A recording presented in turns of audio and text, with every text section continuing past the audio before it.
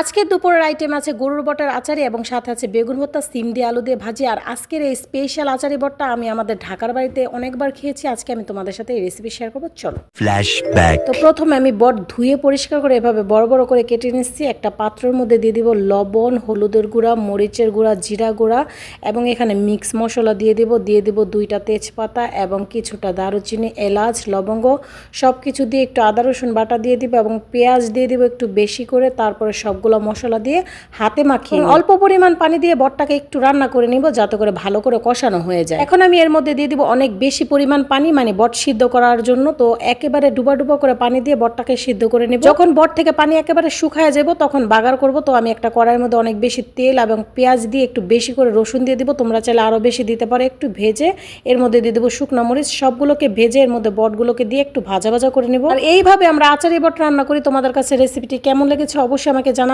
ভালো থাকবে, সুস্থ থাকবে, আল্লাহ হাফেজ।